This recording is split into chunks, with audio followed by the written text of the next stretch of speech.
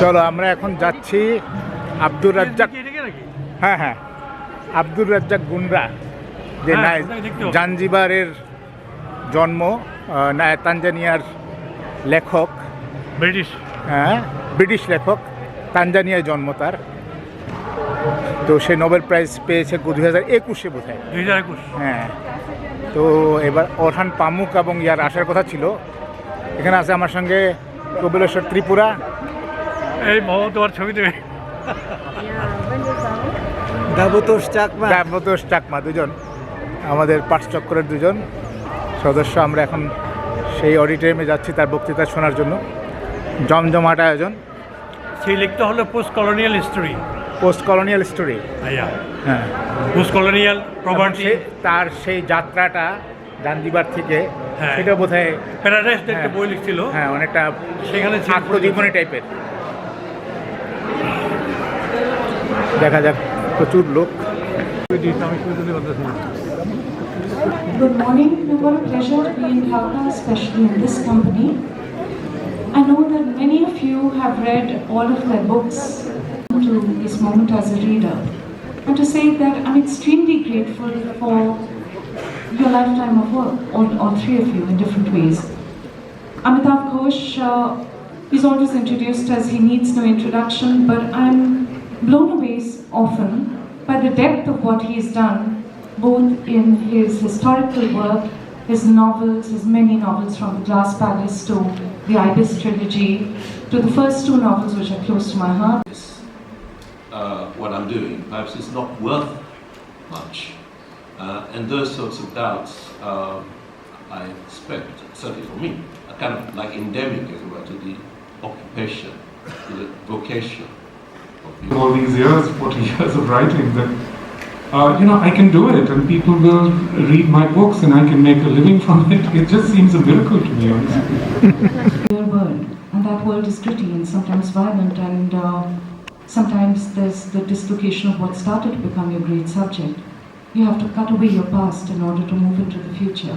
But then what does that do to you? With whom I share, I think, a certain kind of oppositional space, when we talk about the motivation to write. In different ways, whatever we've written right from the beginning, themselves to describe the ambiguity of human affairs. But at the same time, I still think it gives human beings a kind of centrality that perhaps ought to be withdrawn. And perhaps a novel has said, right, I am 15 years old. Before I proceed to my question, I must announce that I am humbled at such a noble presence on stage. My question is directed towards everyone on stage, is that as a 15-year-old, what advice would you talk to your 15-year-old self, what advice would you give to him? What advice would you give to a 15-year-old about writing and reading? Or about everything in general. About life?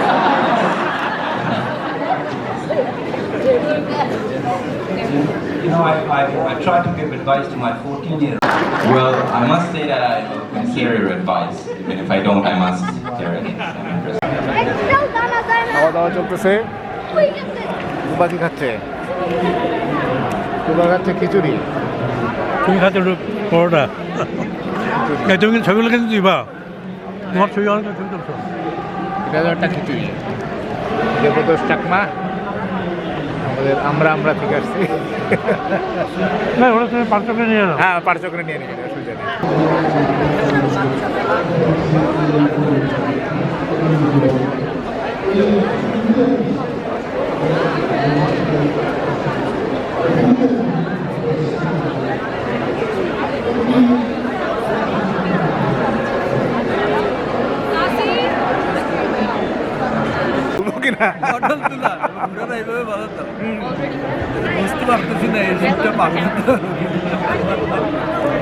খুবই মজার।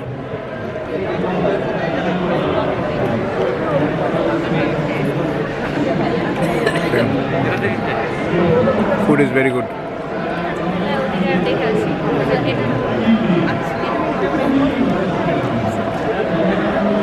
Hello, brother.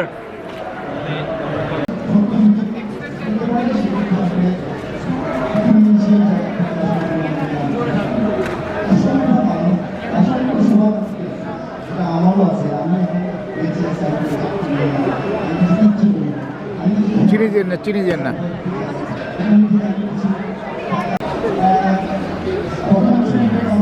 Very good.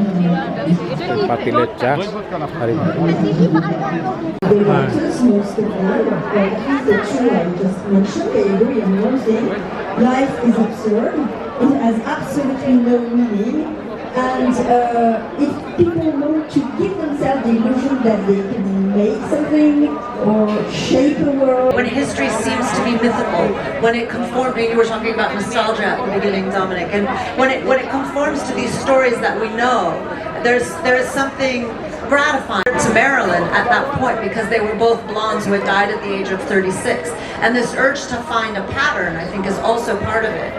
The icon becomes a way of of thinking about, or not thinking about, how we can make sense of all of these. So the deconstructionist aspect to iconography, creating and unmaking of icons, so on and so forth. We have TikTok icons, we have Twitter icons, for heaven's sake. We have, it's a whole new ballgame of, creating icons and iconoclasts.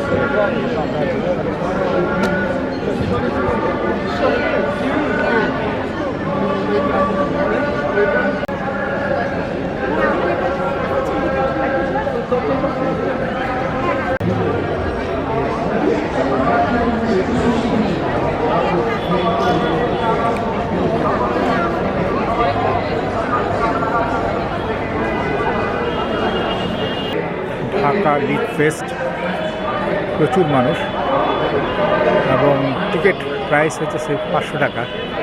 আপনারা চিন্তা করতে পারেন যে বাংলাদেশের মতো জায়গায় 500 টাকা দিয়ে টিকিট কিনে সাহিত্যের বিষয়ে আলোচনা শোনার জন্য এত মানুষ জড়ো হয়েছে। এই উদ্যোক্তাদের ধন্যবাদ জানাতে হয় এবং যারা সংশ্লিষ্ট সকলকে ধন্যবাদ দিতে হয়। এটা একটা বিশাল cultural thing. They've been inspiration, but of course, if I just played the music of the American pop of the 1950s, I wouldn't be getting anywhere, and I wouldn't be speaking to where I've come from. Themselves for hours on hours, day after day, month after month, is really what made them. None of them sprung fully, perfectly formed. And then the more I think about them and mental, mechanical, musical, ear connections, they've worked on that too. And so in a way, they're not only an inspiration, but they're a Come international. And in my case, I was really surprised because I was just like you, so inspired by her and so in awe of her. But I was once talking about my book at Columbia University, and some students came to me, Afro-Americans. Goes back to some of the words that we began with, which is about, and also we're talking about Donica too, is if an icon is somebody that goes beyond.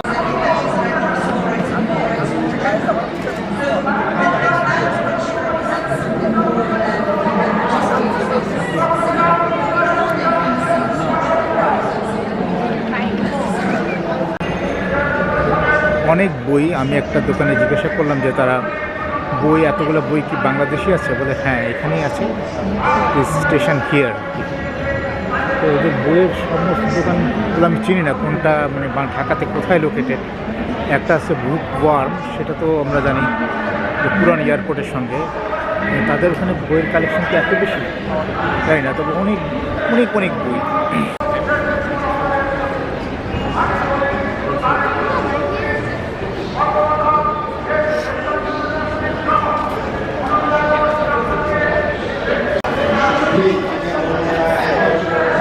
মানচিত্র দেওয়া আছে কোথায় কোনটা হবে। রাস্তার Nagra, Nazrul stage, Bardhaman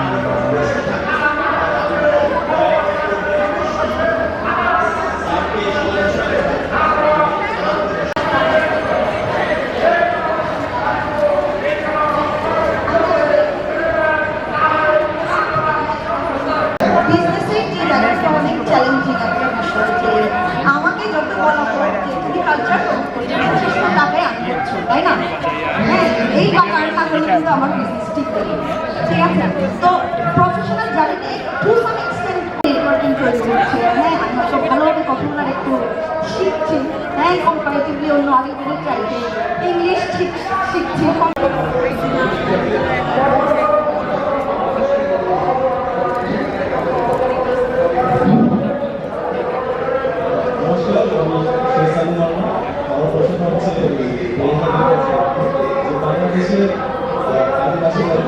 ফ্যামিলির pressure, আপনার দায়িত্বের উপর যে ভার, আপনার অন্য কমিউনিটিতে যেহেতু ভাগ আছে যে নারীরা নারীদের কাজ করলেই হবে, পুরুষরা শুধু পুরুষদের কাজ করলে হবে, কিন্তু আদিবাসীদের কিন্তু নারীদের কিন্তু টাকাও কামাতে হবে, সংসারও দেখতে হবে, আর বিজনেস করলে আবার এক্সট্রা আরেকটা কাজ। এই দায়িত্বের ভারটা আমার কাছে মনে হয় যে সবচেয়ে বড় চ্যালেঞ্জ।